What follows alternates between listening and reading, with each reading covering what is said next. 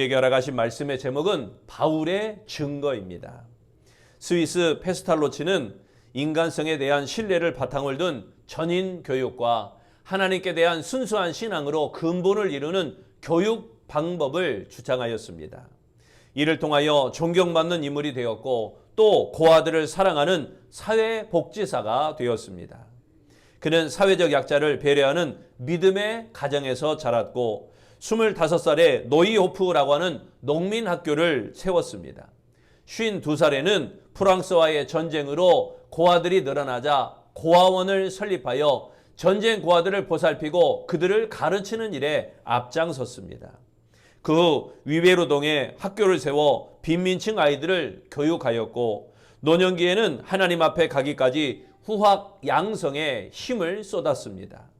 페스탈로치는 당시 유럽 사회를 누르고 있었던 불평등을 극복하는 교육의 가치를 주장하였습니다. 그리하여 19세기 이전에 이미 어린이를 하나의 인격체로 간주하고 어린이 교육에 조건 없는 사랑을 실천한 교육을 내세웠던 것입니다. 그는 인간답게 사는 길은 전인 교육에 있다. 이 소신이 분명한 교육가였습니다. 그래서 페스탈로치의 묘비에는 이런 글이 새겨져 있다고 합니다. 모든 것을 남을 위해 살았으며 스스로를 위해서는 아무것도 하지 않았다. 그는 교육에 의한 구원론 연구와 그 구원론 실천에 평생을 바쳤습니다. 남달리 어려움과 고난을 많이 겪었던 그는 다음과 같은 고백을 남겼습니다. 고난과 눈물이 오늘날 나를 높은 예지의 사람으로 만들었습니다. 편하고 즐겁게만 살아왔다면 오늘날의 나는 없었을 것입니다. 페스탈로치는 여러 권의 책을 썼는데 세상을 떠나기 전 83세 때 완성한 백조의 노래를 통하여 이상적 교육을 실현하고 또 전인적 인격을 함양하고 하나님 앞에 좋아 있는 인격을 키워낼 수 있다라고 강조하였습니다. 페스탈로치는 어려운 고난을 극복한 참된 그리스도인의 모습을 보여주고 있습니다. 예수님은 나의 생명, 나의 믿음, 나의 소망, 나의 사랑이 되어주십니다. 그러니 십자가 보혈과 자비의 손길로 상처 입은 나를 고쳐주실 줄로 믿습니다. 우리가 봉독한 사도행전 16장 말씀은 바울과 실라가 빌립보에서 복음을 전했던 그 사역을 기록하고 있습니다. 바울이 점치는 귀신 들린 여종을 고쳐주었는데 수입이 끊어진 주인은 바울과 실라를 고소를 했습니다. 두 사람은 매를 맞고 억울하게 감옥에 들어가서 밤을 지내게 되었습니다. 바울과 실라가 감옥에서 맞이하는 절망의 밤이었습니다. 누구나 인생에 밤이 찾아옵니다.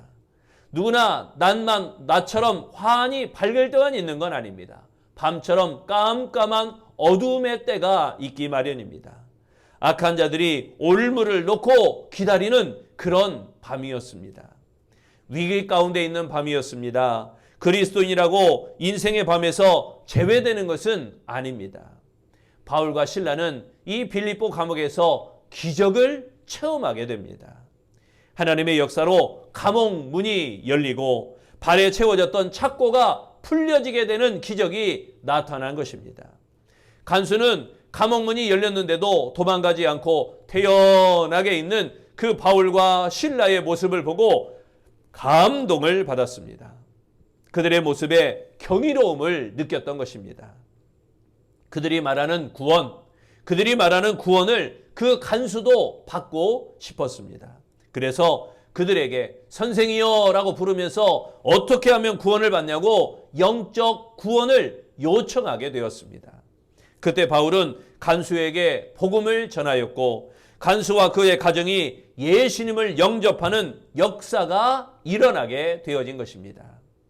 바울과 실라가 당한 고난은 이유가 없는 것이 아니라 하나님의 구원의 역사를 이루는 분명한 하나님의 섭리였던 것입니다. 그리스도인으로 산다는 것은 고난을 자처하는 삶입니다. 예수님이 당하신 고난을 쫓아가는 삶이 그리스도인의 삶입니다. 하지만 고난의 한밤중에 꼭 기억해야 될 것은 고난의 밤을 통과할 때 하나님께서 우리를 찾아오신다라는 사실인 것입니다. 그래서 바울은 인생의 한밤중에 증거합니다. 첫째, 하나님께 기도하라. 하림그룹, 우리 가까운 익산에 그 하림그룹의 큰 농장과 거점이 있죠. 하림그룹 회장 김홍국 장로는 11살 때 외할머니에게서 병아리 10마리를 선물 받았습니다. 그때 받은 병아리 10마리를 잘 키워서 18살 때 5,000마리의 닭과 돼지 700마리를 키우게 되었다고 합니다. 김홍국 장로는 농업고등학교를 졸업할 때 사업자 등록을 내게 되었고 양계 사업과 축산 사업을 시작하였다고 합니다. 1978년 3월 고향 익산에 황동 농장을 세웠고 1986년 3월에 하림식품을 설립하였지만 사업이 그리 승승장구하지만은 않았습니다. 힘든 위기를 겪었습니다. 21살 때 축산 파동이 나서 사업이 망하게 되었고 IMF 외환 위기를 더 맞으면서 부도 직전까지 가게 되었습니다. 결국 2003년 공장 화재에다가 조류 인플루엔자, 조류 독감이라고 그러죠. 이 조류 인플루엔자까지 겹쳐서 거래처가 끊기고 적자가 나고 말았습니다. 시련과 고난을 겪다 보면 원망하기가 쉽습니다. 그러나 이 김홍국 장로는 이렇게 고백합니다. 하나님의 원칙에 어긋나면 어려움이 닥칩니다. 고난은 나를 깨닫게 하는 하나님의 사랑입니다. 연단하고 반성하고 돌아오라는 하나님의 뜻입니다. 2003년에는 내 인생이 끝났다고 생각했습니다. 하지만 하나님을 원망하지 않고 기도하였습니다. 회개하면서 눈물이 많아졌습니다. 고난 중에 계속 기도하며 하나님의 지혜를 구하였습니다. 고난이 있었기에 내 삶은 견고해졌습니다. 하나님은 기도할 때 고통과 시련을 좋은 것으로 바꾸어 주셨습니다. 본문 25절에 말씀합니다. 한밤중에 바울과 실라가 기도하고 하나님을 찬송하며 죄수들이 듣더라. 여기에 기도하고 이 말씀은 하나님께 간절히 구하다라는 의미입니다. 바울과 실라는 고난의 한밤중에 원망하지 않고 하나님께 기도했습니다. 환난 날에 간구하는 자에게 응답하시는 하나님을 확신하며 기도하였던 것입니다. 우리도 인생의 한밤중에 기도해야 됩니다. 지금 모두가 어려운 시기라고 합니다. IMF보다 더 어렵다고 합니다. 코로나 이후에 이것저것 어려움이 많아졌다고 합니다. 그리고 우크라이나 러시아 전쟁 때문에 수많은 경제로 인해서 세계가 더 어렵다고 합니다. 이 고난의 때에 드리는 기도는 하나님의 기적을 일으키는 아름다운 부르짖는 소리가 될 줄로 믿습니다. 바울과 실라는 그리스도 대신 고난을 당하게 하신 일에 감사하고 주께서 구하여 주시기를 기도하였던 것입니다. 하나님을 의지하는 성도는 어둡고 무서운 밤과 같은 이 고난의 때에도 하나님을 향하여 기도하기를 멈추지 않습니다. 합력하여 선을 이루시는 하나님을 믿고 기도하시기를 바랍니다.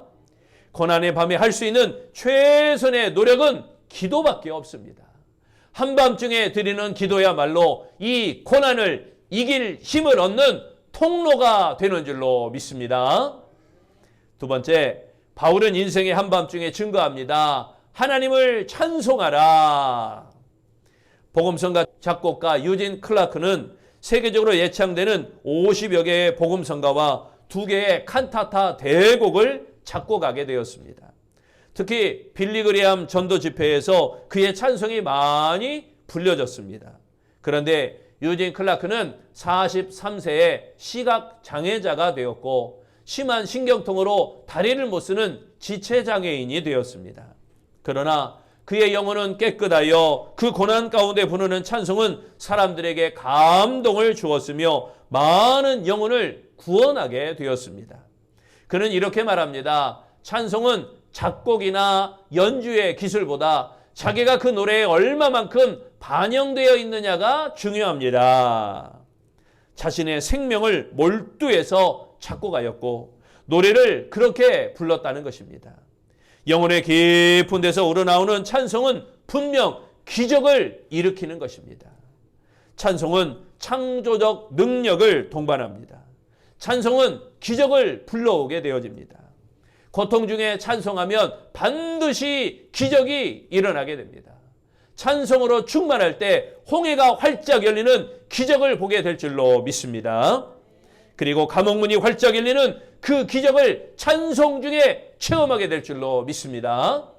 본문 55절을 다시 봅니다. 한밤중에 바울과 실라가 기도하고 하나님을 찬송하며 죄수들이 듣더라. 여기에 찬송하며 이 말씀은 하나님 되심을 노래하다라는 의미입니다. 바울과 실라는 하나님의 하나님 되심을 찬송하기를 지진이 날 때까지, 이 옥문이, 그러니까 이 전체 감옥이 흔들려 지진이 날 때까지 계속해서 불렀다는 것입니다. 그랬더니 그의 찬송이 기적을 일으켰던 것입니다. 찬송이 절망의 감옥을 활짝 열었으며 찬송이 매였던 결박을 풀어지게 하였던 것입니다. 여러분, 비록 육체는 감옥에 갇혔으나 영혼은 갇히지 않았습니다. 영혼은 육체와 상관없이 위로부터 하나님이 주시는 영적 자유를 누리고 있었던 것입니다. 바울과 실라는 감옥에서 찬송을 그치지 않았습니다. 그 찬송 때문에 그들의 옥문이 열리고 그들의 착고가 풀어지는 기적이 나타나게 되어진 것입니다. 여러분, 찬송이 절망의 감옥문을 열었던 것입니다. 그리고 매였던 결박을 풀어지게 하였던 것입니다. 찬송의 기적이었습니다.